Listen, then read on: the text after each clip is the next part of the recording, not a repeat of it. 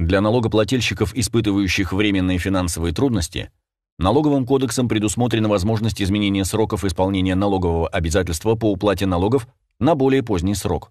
Изменение сроков исполнения налогового обязательства предоставляется в форме отсрочки с единовременной уплатой сумм налогов на срок, не превышающий 6 месяцев, рассрочки с ежемесячной или ежеквартальной уплатой сумм налогов на срок, не превышающий 3 лет. Отсрочка и рассрочка производятся по всем видам налогов, кроме налогов, удерживаемых у источника выплаты, акцизов, НДС на товары, импортируемые с территории ЕС, налогов, поступающих в национальный фонд. Основания предоставления отсрочки и рассрочки: причинение ущерба в результате непреодолимой силы, производство или реализация товаров, работ или услуг носит сезонный характер, если физическое лицо не состоит на регистрационном учете в качестве индивидуального предпринимателя.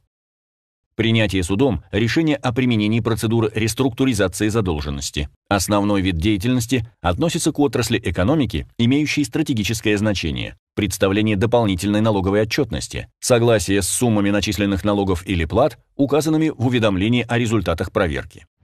Условия предоставления отсрочки и рассрочки. Под залог имущества налогоплательщика или третьего лица, под банковскую гарантию. Отсрочка или рассрочка по уплате налогов не освобождает от начисления пени, за исключением случаев предоставления отсрочки и рассрочки по следующим основаниям: в рамках процедуры реструктуризации задолженности, причинение налогоплательщику ущерба в результате непреодолимой силы.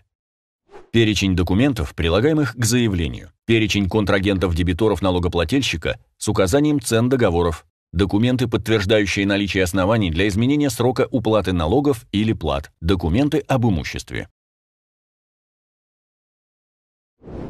Решение о предоставлении отсрочки и рассрочки или об отказе его изменений принимается органом государственных доходов по месту нахождения налогоплательщика в течение 20 рабочих дней со дня получения заявления налогоплательщика.